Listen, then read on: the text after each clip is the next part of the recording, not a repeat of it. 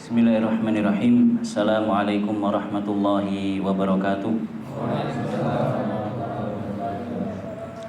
Alhamdulillahirabbil alamin.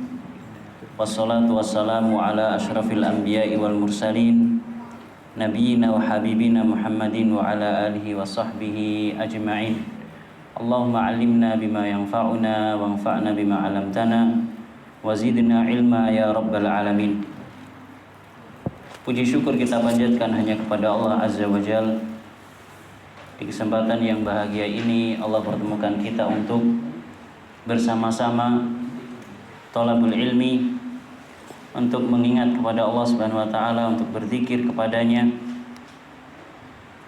Semoga Allah Subhanahu wa taala berkenan melimpahkan kepada kita semua ilmu yang bermanfaat, yang membuahkan amal soleh, yang bisa kita gunakan sebagai bekal kita untuk menghadap kepada Allah Jalla Jalaluhu di hari kiamat kelak. Amin ya rabbal alamin. Salawat dan salam semoga senantiasa tercurahkan kepada Nabi kita, Nabi Agung Muhammad sallallahu alaihi wasallam, kepada keluarganya, para sahabatnya, serta kepada segenap umat yang senantiasa berusaha untuk menjaga sunnah-sunnahnya sallallahu alaihi wa ala alihi wa sahbihi wa sallama tasliman katsira. Bapak, Ibu dan saudara-saudari sekalian, hafizakumullah. Napa tema kita? Angan-angan semu. Angan-angan semu adalah satu konsep atau gagasan yang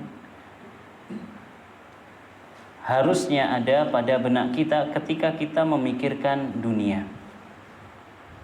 Sejatinya dunia adalah angan-angan semu. Ketika seseorang memfokuskan tujuan hidupnya pada dunia, sejatinya dia sedang yaitu melihat fata morgana. Napa fata morgana nih? Kalau kita di tempat yang panas, di aspal misalkan, di jalan, kemudian pas panasnya cetar, maka kita lihat di atas aspal itu seperti ada air. Itulah fata morgana. Ketika seorang musafir, dia kehabisan bekal, dia kehausan, kemudian dia melihat, oh di sana ada danau, di sana ada telaga, ada oase. Tetapi ketika dia datangi, ternyata itu hanya fata morgana. Demikian pula kehidupan dunia ini. Bapak, Ibu dan saudara-saudari sekalian, rahimani wa rahimakumullah. Allah Subhanahu wa taala berfirman di dalam surat Thaha, wala tamuddanna 'ainaika ila ma matta'na bihi azwajan minhum zahratal hayatid dunya linaftinahum fihi wa rizqu rabbika khairu wa abqa. Kata Allah di dalam surat Thaha ini, dan janganlah kamu tunjukkan kedua matamu, janganlah kamu arahkan kedua matamu kepada apa yang telah kami berikan kepada golongan-golongan dari mereka. Sebagai apa? Sebagai bunga kehidupan dunia. Zahratul hayatid dunya. Diingati-ingati kalau punya anak perempuan, kemudian nemu ayat ini, bagus namanya Zahroh. Sekalian aja Zahratul hayatid dunya. Maknanya bunga kehidupan dunia. Biasanya orang kita demikian. Biasanya orang kita ya ambil saja kayaknya bagus, diambil untuk nama anak. Janganlah engkau mengarahkan kedua pandangan matamu kepada apa yang telah kami berikan kepada mereka berupa bunga kehidupan dunia yang dengannya kami uji mereka. Dan ketahuilah karunia Rabbmu. Karunia Allah Subhanahu wa taala lebih baik dan lebih kekal. Imam Bukhari dan Imam Muslim meriwayatkan sebuah hadis dari Abu Sa'id Al-Khudri radhiyallahu taala anhu. Rasulullah sallallahu alaihi wasallam suatu hari beliau duduk di mimbar, sedangkan kami para sahabat duduk mengelilingi beliau. Dan ini sering dilakukan oleh Nabi kita sallallahu alaihi wasallam. Ya mungkin kalau orang zaman kita mungkin semacam kultum dan seterusnya. Maka beliau sallallahu alaihi wasallam mengatakan, inna mimma akhafu alaikum min ba'di ma yuftahu alaikum min zahratid dunya wa zinatiha. Kata Nabi, sesungguhnya di antara yang aku khawatirkan pada diri kalian sepeninggalku adalah dibukakannya bunga dunia dan pernak-perniknya. Dibukakan oleh Allah untuk kalian. Nabi SAW tidak mengkhawatirkan selain ini. Justru beliau khawatir kalau umat Islam dibuka dunianya. Bunga kehidupan dunia dibuka oleh Allah Subhanahu wa taala. Maka dalam ayat dan hadis ini, kehidupan dunia diibaratkan seperti bunga. Bunga niki ten pundi-pundi wonten. Nggih. Kalau lihat cerita-cerita sebut saja namanya bunga. Di bank juga ada bunga. Sakniki pun gantos mungkin. Allah dan Rasulnya mengibaratkan kehidupan dunia ini seperti bunga. Yang jadi pertanyaan, apa hubungannya bunga dengan kehidupan dunia? Napa ginten-ginten? Nah, bunga itu indah. Atau dibalik, dunia itu indah seperti bunga yang indah. Ketika seseorang melihat bunga, orang yang fitrahnya masih bersih, dia akan mengatakan indah, enak dilihat. Apalagi kalau yang wangi. Kembang nopo sing wangi?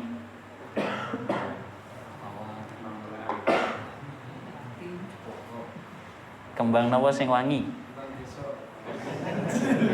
Sanes kula lho nggih.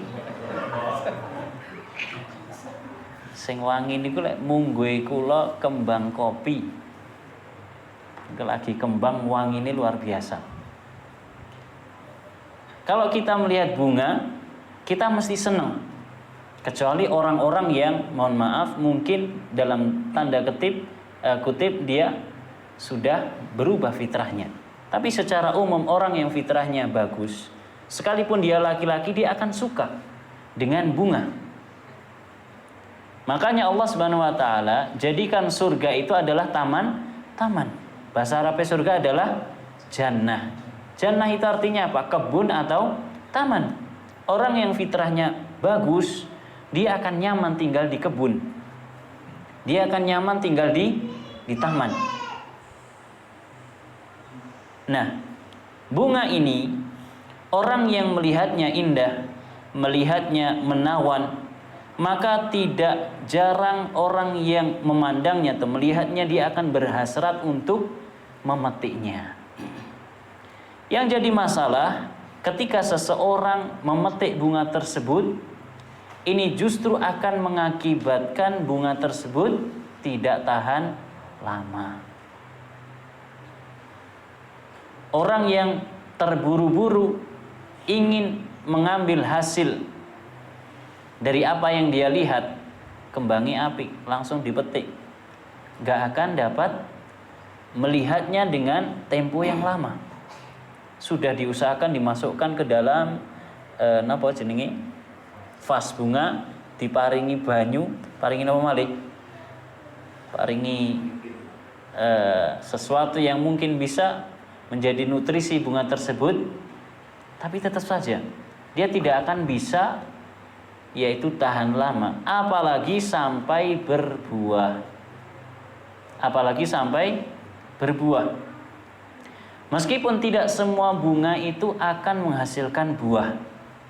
Setuju napa mboten niki? Setuju. Kudu setuju. Memang demikian kenyataannya.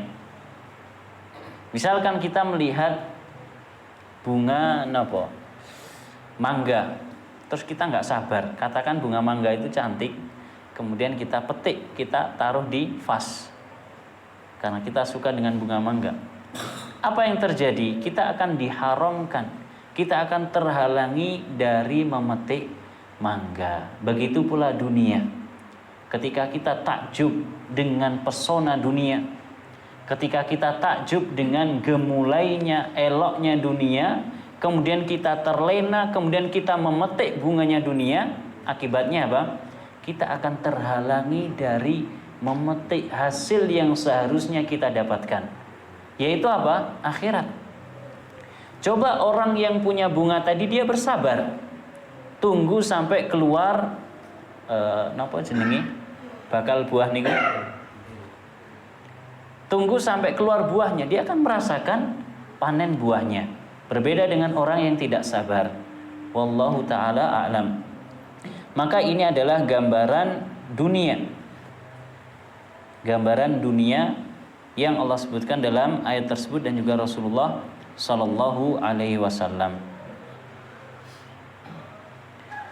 Di dalam sebuah riwayat, Nabi sallallahu alaihi wasallam mengatakan, ad-dunya sijnul mu'min wa jannatul kafir. Dunia itu adalah penjaranya seorang mukmin dan surganya orang-orang kafir. Seorang mukmin di dunia ini seakan-akan dia di penjara. Mau melakukan ini dilarang oleh aturan agama, mau melakukan itu tidak boleh, mau melakukan ini dan seterusnya. Adapun orang kafir mereka bebas. Mau ngapain aja boleh.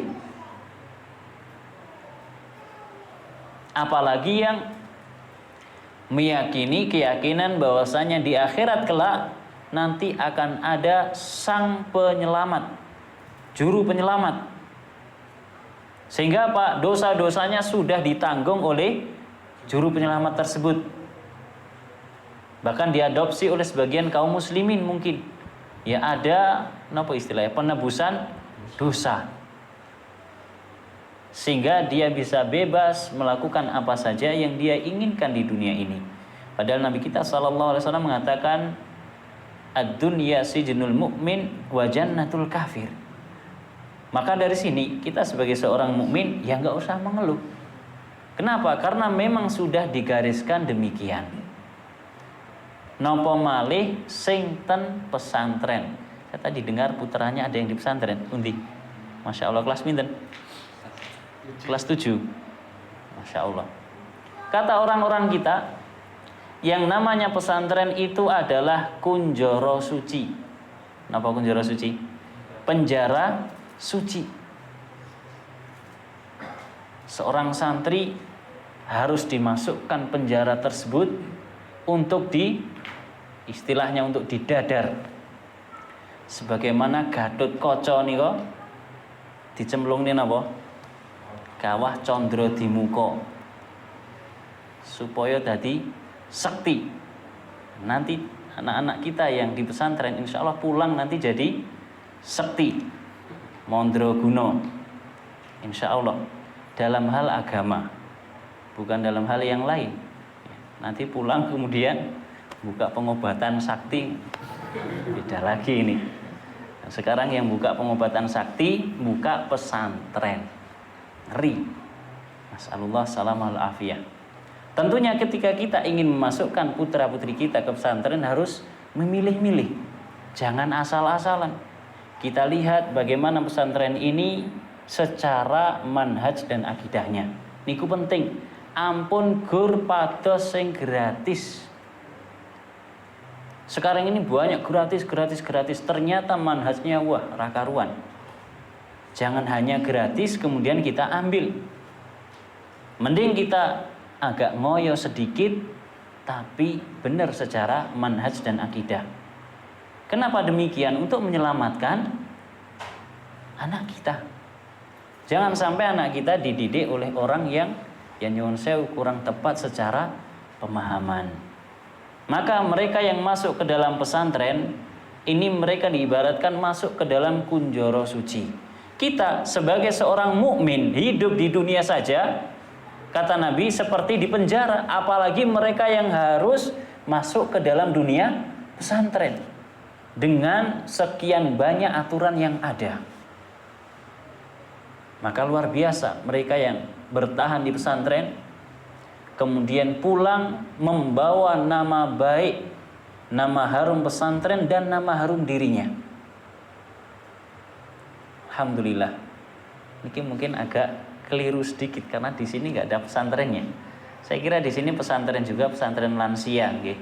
Bapak-bapak rutin pengajian niki, alhamdulillah. Ya kalau di Jogja itu ada kelas khusus untuk lansia dan ini bagus. Ya, sehingga bapak-bapak yang sepuh-sepuh ini bisa fokus untuk belajar. Ini bagus. Taib. Di dunia dipenuhi dengan aturan-aturan yang tidak boleh diterjang. Ada halal, ada haram. Banyak perkara-perkara yang yaitu harus diikuti oleh kita sebagai seorang mukmin, sehingga diibaratkan sebagai penjara bagi seorang mukmin.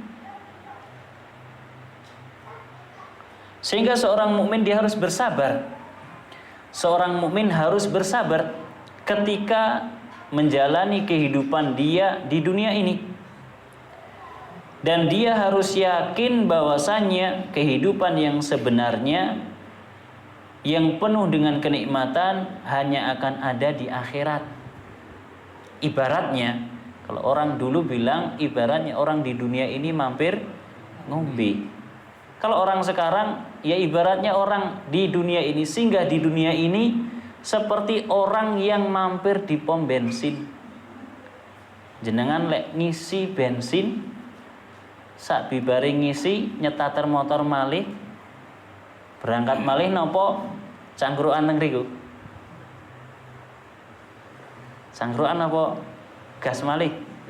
Gas malih. Kita di dunia ini seperti itu kurang lebih. Kita sedang ngisi bensin, cari bekal. Untuk apa? Untuk melanjutkan perjalanan kita. Dan memang kehidupan di dunia ini lebih singkat dibandingkan kehidupan setelahnya. Kalau kita lihat runtutan kehidupan manusia, sebelumnya di perut ibunya maksimal berapa tahun? Maksimal berapa tahun? Ada seorang ulama kalau tidak salah dijuluki dengan Ad-Dhahhak. Kenapa dijuluki dengan Ad-Dhahhak? Kalau tidak salah dia di perut ibunya sampai kalau nggak salah 4 atau 5 tahun. Sehingga keluar itu sudah keluar giginya. Makanya disebut dengan Ad-Dhahhak. Apa artinya dhahhak? Dhahika yadhaku. Artinya apa? Pak Win. Pak Win dulu senior saya ketika mondok di Babatan. Alhamdulillah. Artinya apa dhahhak? Senyum atau ketawa atau guyu. Jadi ketika keluar dia sudah bisa merenges. Merenges nama meringis. Sudah bisa senyum. Makanya disebut dengan Ad-Dhahhak. Ini kurang lebih antara 3 atau 4 atau 5 tahun maksimalnya di dalam perut seorang ibu. Tapi normalnya 9 bulan. Keliwat 10 dina mawon wis bingung. Bingung mboten? Ajeng sangang sasi bingung. Lewat HPL sansaya bingung. Rata-rata 9 bulan. Kemudian lahir ke dunia tidak tentu. Ada yang sekian tahun, ada yang sekian hari, bahkan ada yang sekian detik saja kemudian meninggal. Ada yang yaitu 60 tahun dan seterusnya. Kemudian setelah itu mati, dikubur di alam barzakh. Berapa lama? sampai Allah tegakkan hari kiamat. Apakah lebih lama dibandingkan dengan kehidupan dunia atau lebih singkat? Lebih lama. Lebih lama. Kita sering mendengar kiamat sudah dekat. Kita ini di akhir zaman, sebentar lagi kiamat. Iya. Dan sebagian tanda-tanda hari kiamat sudah bermunculan. Sampun apa dereng? Sampun. Tanpa harus mencocok logikan. Oh, iki wis metu, dilungkas kiamat. Sudah enggak perlu, sudah keluar tandanya. Bahkan diutusnya Nabi kita Muhammad sallallahu alaihi wasallam itu adalah tanda akan datangnya hari kiamat. Karena Nabi kita sallallahu alaihi wasallam nabi akhir zaman, yang diutus di akhir zaman. Setelah beliau tidak ada nabi, artinya apa? Akan ada kehancuran. Kapan? Kapan pastinya kita tidak tahu. Yang jelas lebih lama dibandingkan dengan kehidupan kita di dunia ini. Setelah itu ada, yaitu manusia akan dibangkitkan dan dikumpulkan di padang mahsyar dengan tenggang waktu yang lebih lama pula. Setelah itu dihisab dan seterusnya sampai dia masuk surga atau neraka. Dan surga atau neraka ini adalah kekal abadi. Maka kalau kita kembali lagi, kita yang di dunia ini sejatinya kita ini hanya sementara. Seperti orang yang mampir ke pom bensin, ngisi bensin, setelah itu nyata termali. Kecuali lek motori mogok. Qadarullah saya tadi pagi motori mogok. Mogok diselai mboten purun. Kalau telepon sing gadah tirose kin nyebul napa jenenge? Tangkine. Nah, jan luar biasa. Masuk angin. Tetapi pada asalnya orang yang di pom bensin dia akan ngisi kemudian jalan lagi. Oke lah dia mampir sebentar di warungnya, di tokonya. Setelah itu dia akan jalan. Tidak ada orang yang mampir di pom bensin kemudian dia singgah di situ. Oh saya nyaman di pom bensin, udah nggak jadi lanjut. Ada yang semacam itu? Nggak ada. Sebagaimana kita di dunia ini. Oh sudah aku nyaman di dunia. Alhamdulillah. Ya saya punya kerjaan yang cukup untuk kehidupan sehari-hari. Insya Allah nanti dijanjikan dengan pensiun. Insya Allah nanti pensiun saya tenang. Ada dana pensiun dan seterusnya. Udah saya di dunia saja. Gak akan ada orang yang berangan-angan semacam itu. Liyane wis do masuk ke alam barzah, dia masih di dunia sendiri. Ya melihat teman-temannya sudah gak ada semua, yang sebaya dengan dia sudah gak ada semua, dia sendirian di dunia. Enak napa mboten kinten-kinten? Mboten kepenak. Nyun sewu nggih. Nyun sewu. Mudah-mudahan tidak ada yang tersinggung. Kalau kita melihat orang-orang sepuh di antara kita, mbah-mbah kita atau tetangga kita yang sudah sepuh, arep mangan napa? Cangkeme pahit. Arep turu awake lara kabeh. Linggo ora penak, mlaku ora iso giras. Napa malih? Semuanya enggak enak. Semuanya tidak enak. Mangan ora enak, mbah, ora enak. Tak tukone sate ya ora tedas. Nggih ta? Ya tak tukane napa sing rada atas malih. Kowe iki ngenyek apa piye le? Allahu musta'an. Seperti itu. Ditawari napa mati mawon, Mbah? Oh, kok durhaka kamu. Kan gitu. Padahal dia semacam itu angan-angannya, kalau bisa mensudahi kehidupan dia sebagaimana teman-teman dia yang sudah selesai kehidupan dunianya. Dia sudah capek hidup di dunia, tetapi ketika dihadapkan dengan kematian tidak berani. Tidak berani. Padahal kematian adalah sebuah kepastian yang akan menghampiri setiap makhluk yang bernyawa. Jenengan mengke sedo napa mboten? Sedo. Siap? dereng siap.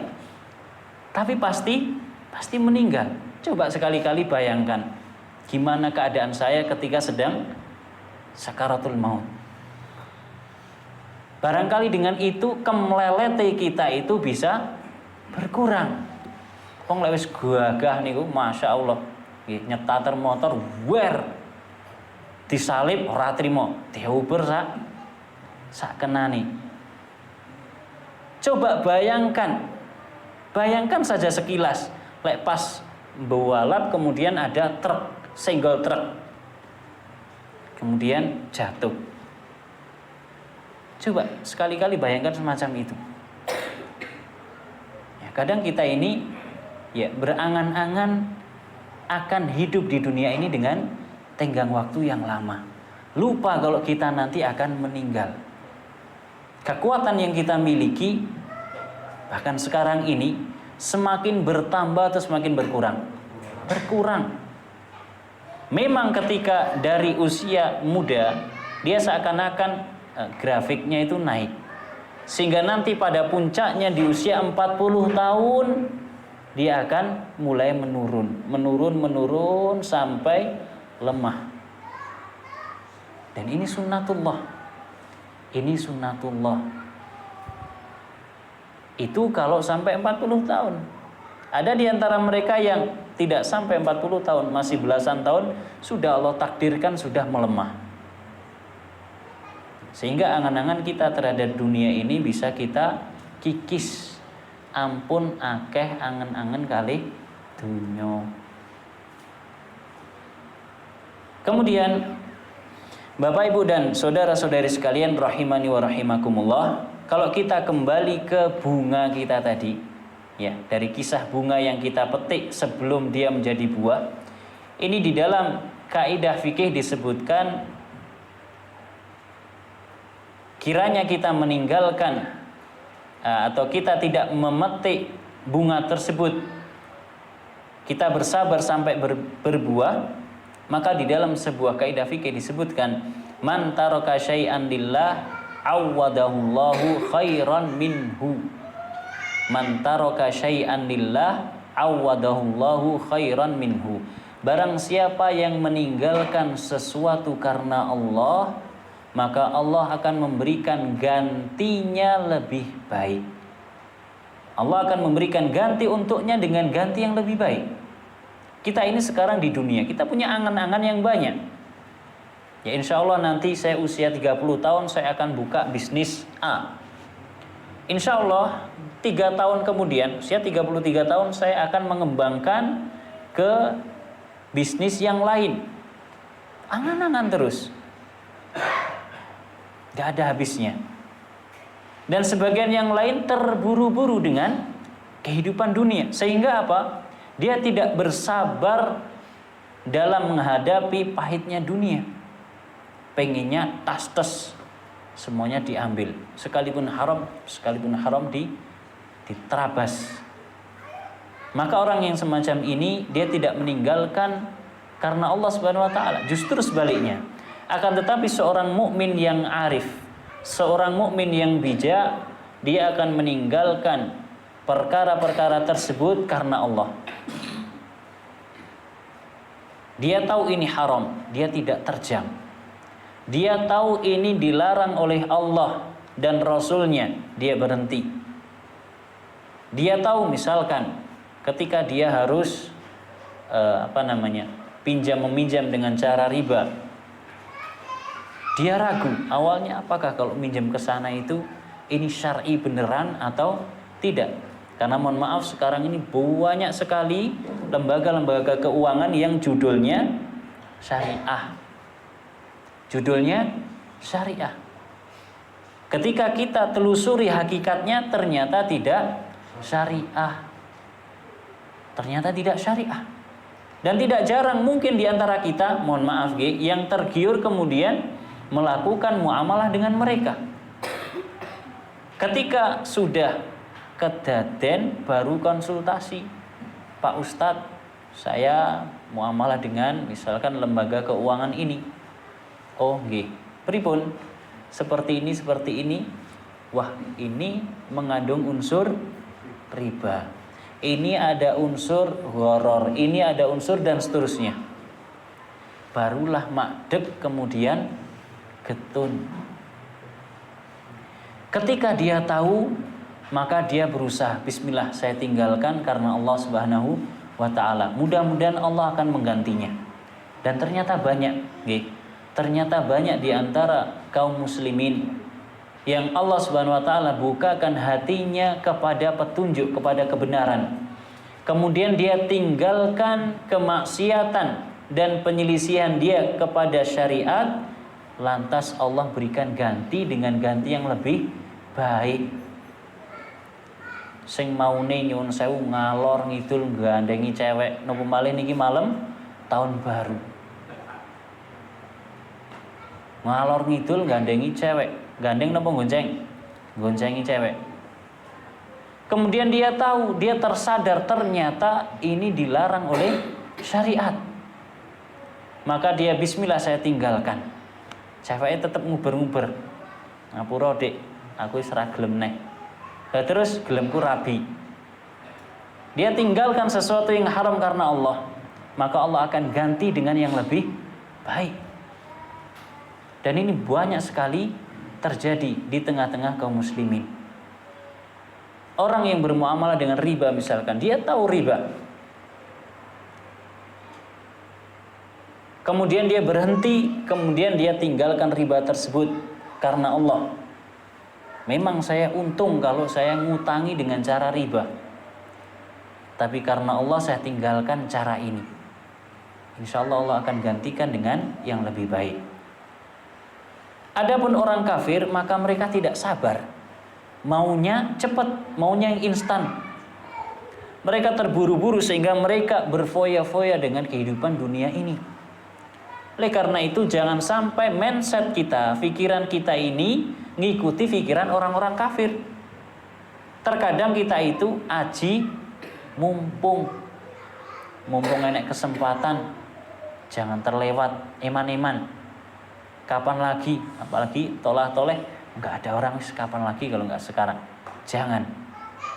Sesungguhnya itu adalah setan yang sedang membisiki dirinya.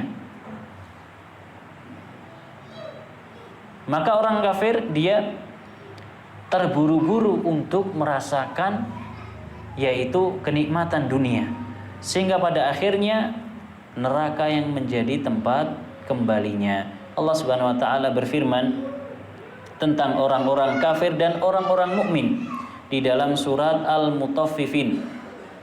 Innal ladzina ajramu kanu minal ladzina amanu yadhakun wa idza marru bihim yataghamazun wa idza qalabu ila ahlihim qalabu fakihin wa idza ra'awhum qalu inna haula'i ladallun wa ma ursilu alaihim hafizin fal yaumal ladzina amanu minal kuffari yadhakun alal araiki yanzurun hal thuwibal kuffaru ma kanu yaf'alun. Kata Allah, sesungguhnya orang-orang yang pendosa adalah mereka orang-orang yang mentertawakan orang-orang yang beriman ketika di dunia. Para pendosa kalau melihat kaum muslimin yang memiliki keimanan yang kokoh, kemudian keimanan tersebut dia wujudkan dalam kehidupan sehari-harinya. Dia wujudkan dalam penampilannya, menggunakan pakaian yang syar'i, yang perempuan menggunakan jilbab yang syar'i dan seterusnya. Maka para pendosa, baik itu dari kalangan orang-orang kafir ataupun orang-orang munafik, mereka mentertawakan. Kailo, lucu ya kelambine. Kailo, juwenggote. Mereka mentertawakan, menjadikan syariat yang diamalkan oleh orang-orang beriman sebagai bahan olok-olok, guyon. Pak sopo, Pak Fulan. Oh, sing celonone cingkrang. Loh, emang kenapa kalau celananya cingkrang?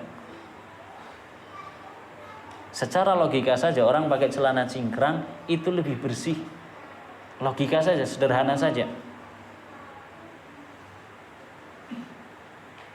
Kemudian kata Allah Subhanahu wa taala, dan apabila orang-orang beriman berlalu di hadapan mereka, maka mereka saling mengedip-ngedipkan matanya, memberikan kode. Kurang lebih seperti itu. Mungkin di sekitar sini tidak ada semacam itu. Tapi di tempat yang lain terjadi. Saya pernah yaitu mengalaminya. Kalau kita membawa istri yang istrinya pakai pakaian yang syar'i, itu ada saja ulah yang mereka lakukan.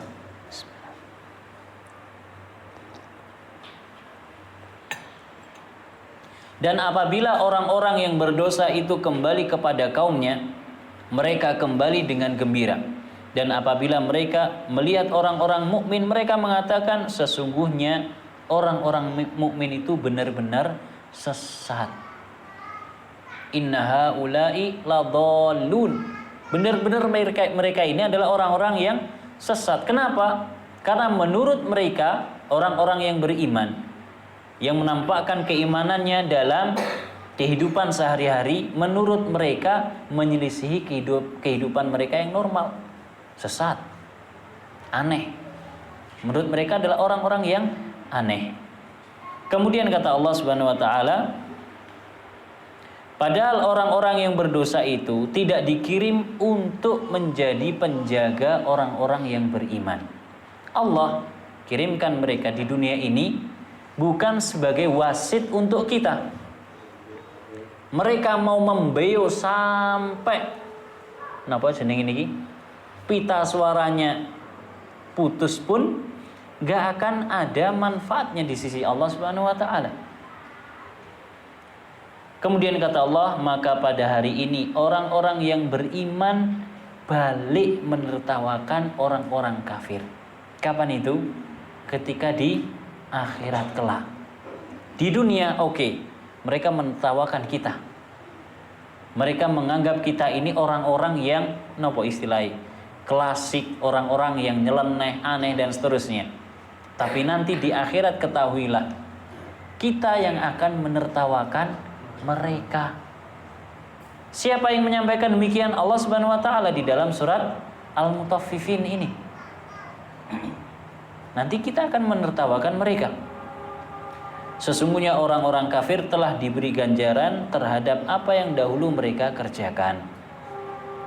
Di dalam ayat yang lain Allah mengatakan, man kana yuridul ajilata ajjalna lahu fiha ma nasha'u liman nurid thumma ja'alna lahu jahannama yaslaha madhmuman madhura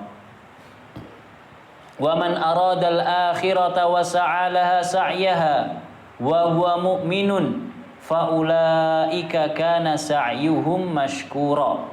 Kata Allah Subhanahu wa taala, barang siapa yang menghendaki, menginginkan kehidupan dunia ini, kehidupan sekarang ini, pokoknya tujuan mindsetnya adalah dunia, piye carane dunyane sukses.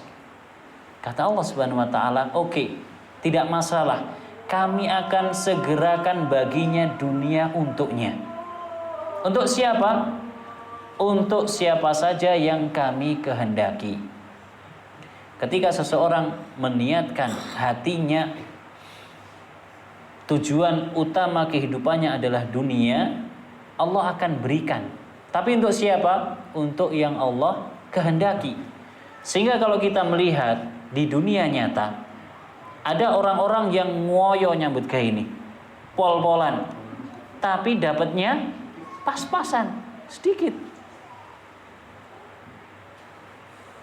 Di sisi yang lain, ini orang tujuannya dunia. Di sisi yang lain ada orang yang nyambut gawe ini ngoyo juga, tapi dapatnya banyak. Sama-sama mindsetnya adalah dunia. Sama-sama kerjanya ngoyo, tapi yang dikasih sama Allah adalah yang Allah kehendaki. Allah kasih, tapi bagi yang Allah kehendaki. Man kana yuridul ajilata ajjalna lahu fiha. Kami akan berikan, kami akan segerakan untuknya di dunia ini.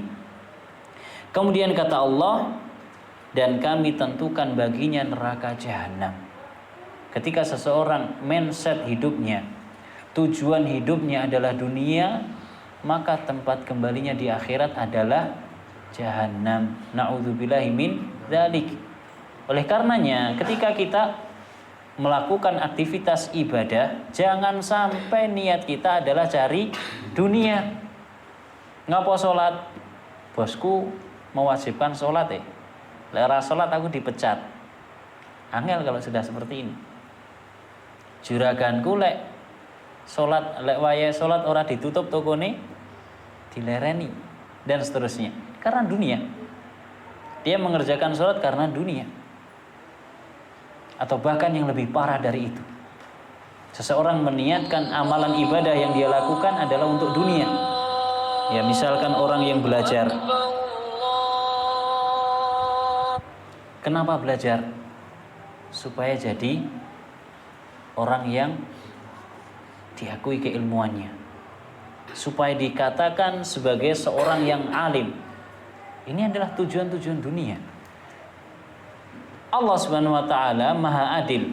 Orang yang belajar, kalau sudah tiba waktunya, gak usah dia niatkan untuk itu, manusia akan memanggilnya dengan seorang alim. Sudah otomatis. Tetapi ketika seseorang niat belajarnya untuk itu, justru malah berbahaya. Dan akan dikatakan untuknya dia adalah seorang yang alim di dunia ini. Sebagaimana tadi atau kemarin kita kisahkan tentang yaitu bapaknya Adi bin Hatim, yaitu Hatimnya. Dia adalah orang yang dermawan di zamannya. Kenapa dia dermawan? Karena ingin disebut sebagai jawad, seorang yang dermawan, seorang yang awehan. Dan itu telah disematkan untuk dia ketika di dunia ini. Niatnya apa? Apakah ketika dia sedekah, ketika dia beri, niatnya adalah karena Allah? Tidak. Niatnya supaya gelar orang paling dermawan ini tidak bisa berpindah kecuali hanya pada dirinya. Adi bin Hatim At-Tai. Adi adalah sahabat Nabi, bapaknya Hatim. Sampai-sampai diriwayatkan kalau nggak ada musafir yang singgah di desa dia tetap masak, ngundang tonggo-tonggo ini diundang, yuk gini mangan bareng-bareng. Supaya apa? Supaya gelar tersebut tetap dia sandang. Dan itu telah dia dapatkan di dunia. Adapun di akhirat musnah, tidak ada manfaatnya. Kemudian kata Allah, dan barang siapa yang menghendaki meniatkan kehidupan akhirat dan dia berusaha ke arah itu dengan sungguh-sungguh, sedangkan dia adalah orang yang beriman, maka mereka itu adalah orang-orang yang usahanya dibalas dengan kebaikan. Di dalam kaidah fikih disebutkan man ista'jala syai'an qabla awanihi uqiba bihirmanihi. Orang yang terburu-buru ingin segera mendapatkan sesuatu sebelum waktunya, maka dia akan diharamkan dari sesuatu yang dia inginkan. Wong lek mboten kanten niku malah mboten angsal napa-napa. Contohnya yang realistis. Kalau orang dia hidup sama kakeknya sebatang kara, sudah nggak punya anak, sudah nggak punya saudara kecuali cucunya saja, sehingga cucunya ini nanti akan menjadi pewaris tunggal. Maka si cucu ini boten kanten, mbahku tak enteni ke ora sedo tak enteni 2 tahun 3 tahun. Kamangka mbahku ki nyuwun sewu rada lek gegem niku rada rapet. Ibarat banyu niku mboten ketes. Suwen ora kanten, akhirnya disikat mbahnya. Supaya apa? Supaya harta yang dimiliki oleh mbahnya segera berpindah kepada dirinya, pewaris tunggal. Akan tetapi syariat kita itu adil, maka dia justru tidak mendapatkan warisan, justru dia mendapatkan hukuman. Kenapa? Man istajala syai'an qabla awanihi uqiba bihirmanihi. Orang yang buru-buru ingin mendapatkan sesuatu sebelum waktunya, maka dia diberikan hukuman berupa apa? Terhalangi dari sesuatu yang dia inginkan. Dia pengen warisan, waktunya belum, nanti dulu, sabar dulu. Tapi dia buru-buru, akhirnya dia terhalangi. Justru dia akhirnya harus dikisos. Karena di dalam agama Islam, bunuh dituntut balik dengan dibunuh jika memang syarat-syarat dan bukti-buktinya terpenuhi. Maka sebagaimana dunia ini, kalau kita buru-buru pengen memanen hasil yang telah kita tanam ini di dunia sekarang ini, maka siap-siap saja. Apa? Siap-siap di akhirat kita tidak bisa memanennya. Makanya tadi saya sebutkan, gak usah meniatkan itu, nanti Allah akan arahkan kepada kita. Orang yang belajar misalkan, sabar, belajar ora kanten, karepe 2 tahun belajar, metu langsung dadi ustad. Lah wong sing petang tahun 5 tahun ya ora paham-paham kok. Apalagi cuman 2 tahun. Pokoknya wis 2 tahun rasane wis sudah layak untuk berfatwa. Mengkirin. Ini namanya istijal, terburu-buru. Dan ini contohnya sangat banyak dari kehidupan dunia kita.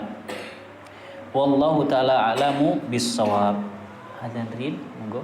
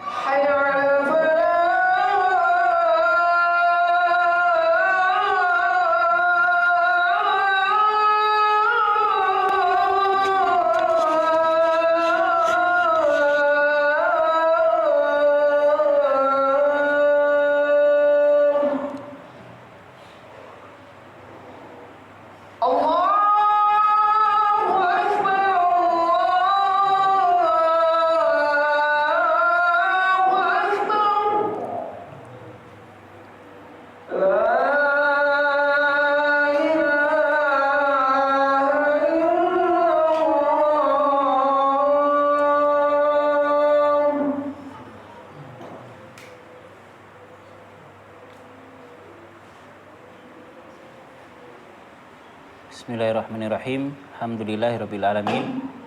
Wassalatu wassalamu ala asyrafil anbiya'i wal mursalin nabiyina wa habibina Muhammadin wa ala alihi wa sahbihi ajmain. Niki ngantos jam pinten? Jam 8. Dulu.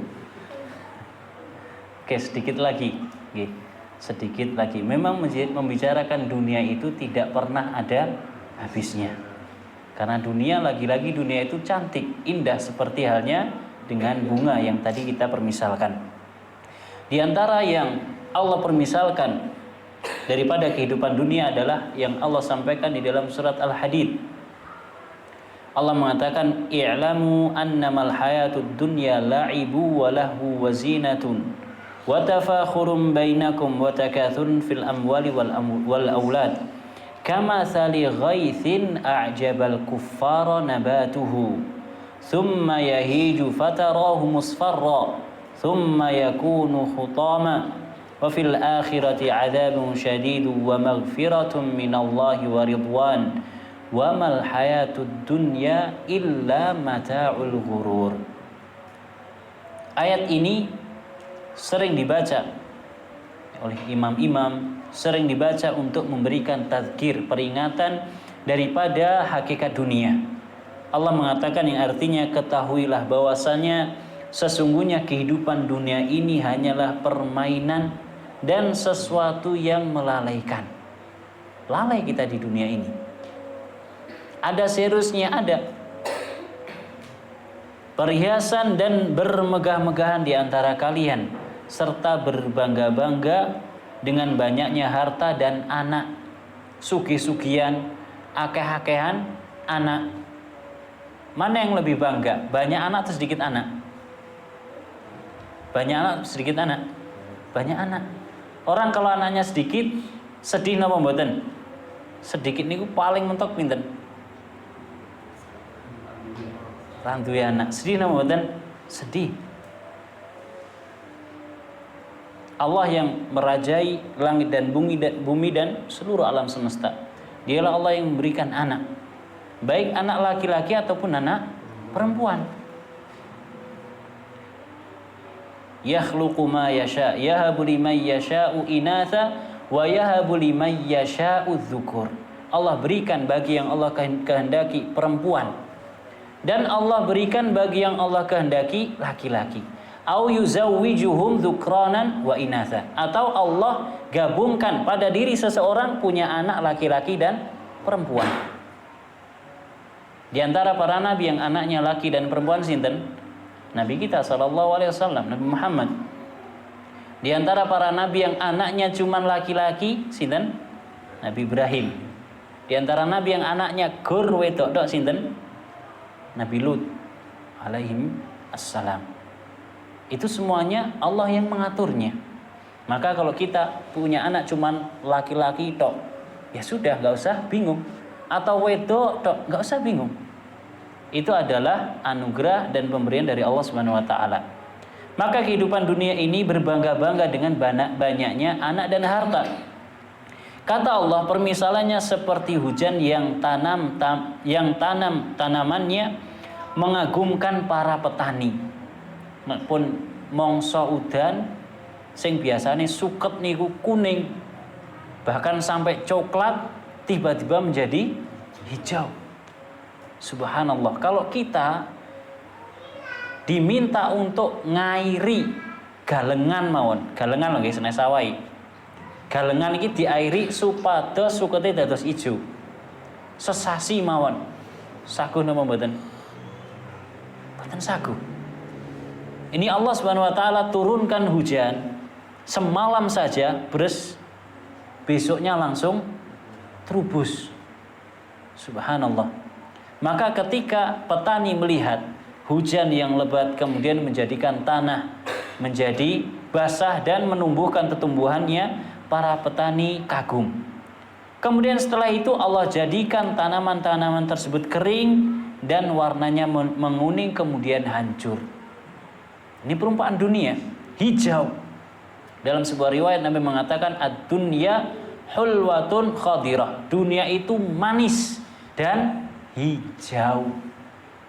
Mangkane do ngangge warna hijau. Karena memang warna hijau itu enak dipandang. Ini contohnya. Ditingali mesem. Ad-dunya hulwatun khadirah, manis dan hijau. Maka para petani tergiur, senang. Tiba-tiba Allah jadikan yaitu mengering kemudian hancur. Demikian pula kehidupan dunia. Dan di akhir nanti ada azab yang keras dan ampunan dari Allah serta keridhoannya. Maka kita pilih mana? Dunia kita sementara. Perumpamaannya hanya seperti hujan, air hujan yang membasahi tanah, menjadikan yaitu tumbuhannya hijau, kemudian Allah jadikan kuning, kemudian hancur. Kita pilih mana? Kita pilih ampunan dan keridhoannya atau azab? Tentunya kita memilih yang pertama. Wa mal hayatud dunya illa mata'ul ghurur. Dan tidaklah kehidupan dunia ini melainkan hanya kesenangan yang menipu. Di dalam surat apa yang dibaca setiap Jumat, Al-Kahfi. Di dalam surat Al-Kahfi Allah Subhanahu wa taala sebutkan wadrib lahum mathalal hayatid dunya kama in anzalnahu minas samai fakhtalata bihi nabatul ardi fa asbaha hashiman tadruhur riyah. Allah mengibaratkan kehidupan dunia ini dengan air hujan. Imam Qurtubi rahimahullahu taala di dalam kitabnya, kitab tafsir Qurtubi Al-Jami' li Ahkamil Quran, beliau mengatakan ada 4 faedah Allah menyerupakan dunia dengan air.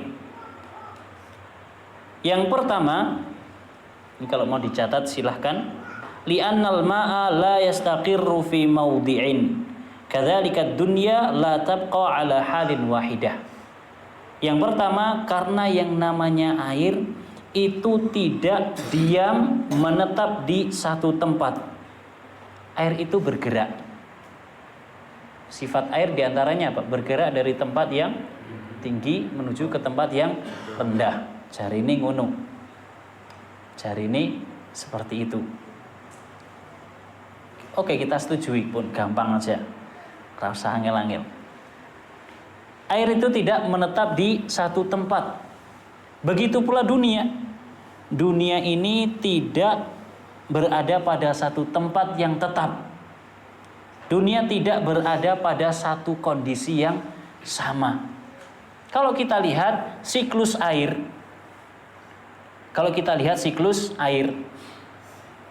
air hujan yang turun, kemana arahnya? Kemana? Mboten nonton sinten genteng riyen. Genteng. Tiba dan tentalan, masya Allah. Kemudian dan pipo, kemudian dan kalen rien, sungai ke laut, kemudian menguap. Jadi awan, balik malih dan malih. Demikian kehidupan kita di dunia, muter seperti itu. Kata orang-orang, roda seperti roda yang berputar, kadang di atas, kadang di bawah. Kadang kita kuat, kadang kita melemah. Maka Allah ibaratkan dunia ini seperti turunnya hujan. Ini yang pertama. Yang kedua, wali annal ma'a yadhhabu wa la yabqa, fakadzalika dunya tanfa wa la tabqa. Yang kedua, yang namanya air dia bisa mengalir atau bisa pergi. Dia tidak tetap. Demikian pula dengan dunia yang bersifat fana dan tidak kekal. Ini yang kedua. Kalau tadi yang pertama apa? Air itu tidak menetap pada satu tempat. Kalau yang kedua, air itu bisa mengalir dan pergi.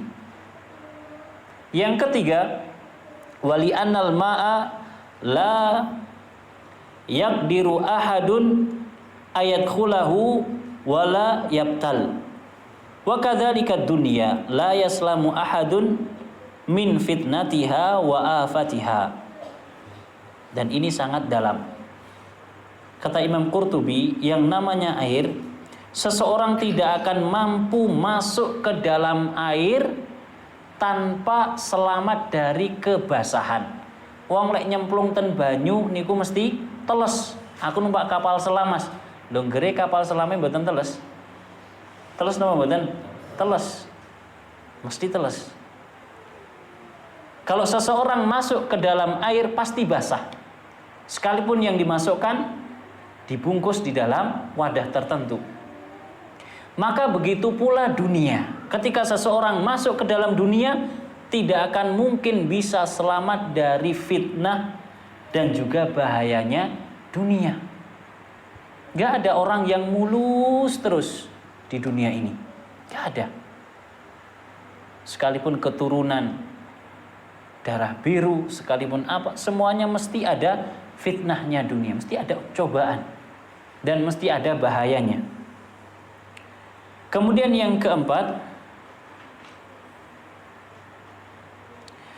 wa annal ma'a idza kana biqadarin kana nafi'an munbitan wa idza jawazal miqdar kana daran muhlikan wa kadzalika dunya al-kafu minha yanfa' wa fuduluha yadur. Yang terakhir ini, yang namanya air, apabila seseorang menggunakannya secara proporsional, dia menggunakannya sesuai dengan kadar yang tepat, maka akan bermanfaat. Jenengan lek ngunjuk sekali minum sak botol 1,5 liter, manfaat apa madorot? Madorot. Jenengan ngombe kopi sekali minum 3 gelas, madorot. Utawi ngombe kopi ger sak tetes, manfaat apa mboten? Mboten, ora pengaruh kecuali ditetes niten meripat, melek niku. Maksudnya mboten saged turu malah kedap-kedap. Kita punya sawah, kita mengaliri sawah. Kalau kita aliri dengan air yang jumlahnya besar, bior dipolne damai dilesak gedene. Kinten-kinten pripun? Nembe tandur malah banjiran. Sebaliknya kita ngirit air, baru tandur banyune dipres, malah nggak bisa berkembang. Begitu pula dunia. Kalau kita mengambil bagian kita dari dunia ini secara proporsional dengan takaran dan kadar yang tepat, maka akan memberikan manfaat. Sebaliknya kalau kita berlebihan, israf, ceroboh, bosong rikine puwo-puwo, gitu, berlebihan, maka akan memberikan madorot. Begitu pula kalau kurang. Orang kalau kurang terus manfaat apa mboten? Mboten. Yang namanya kurang, enggak akan mendapatkan manfaat. Wallahu taala a'lamu bissawab. Yang terakhir Imam Nawawi rahimahullahu taala di dalam muqaddimah kitab Riyadhus Shalihin, coba nanti dicari kalau memang cetakannya menyertakan. Beliau menuliskan sebuah syair, innalillahi ibadan futana talaqud dunya wa khafu alfitana nadharu fiha falamma alimu annaha laysat li hayyin watana ja'aluha lujjatan wattakhadhu salihal a'mali fiha sufana. Beliau mengatakan sesungguhnya Allah memiliki beberapa hamba yang cerdik, yang fatin, yang cerdas. Mereka menceraikan dunia karena khawatir bencananya. Mereka meninggalkan dunia karena kekhawatirannya. Artinya dunia hanya di genggaman saja, enggak dia jadikan mindset utamanya. Kemudian mereka merenungkan isi dunia. Ketika mereka mengetahui bahwa dunia bukanlah tanah air orang yang hidup, dunia bukanlah tempat yang layak untuk dijadikan hunian abadi, maka mereka pun menjadikannya laksana samudra dan menjadikan amal soleh sebagai bahteranya.